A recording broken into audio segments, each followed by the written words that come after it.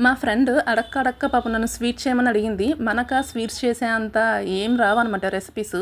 మనం ఏం ట్రై చేసినా సరే యూట్యూబ్ చూడడం, ట్రై చేయడమే. ఫ్రాంక్‌గా నేను ఒప్పుకుంటాను. నాకైతే వంటల మీద పెద్ద అవగాహన ఏం లేదు. నాకొచ్చినట్టుగా నేను మా పాపకి నచ్చినట్టుగా చేసి అయితే పెట్టేస్తాను గానీ, పెద్ద పెద్ద ఇదిలాగైతే మనకి చేసే అలవాట్లు ఏం లేవనుకోండి, రావు మనకి.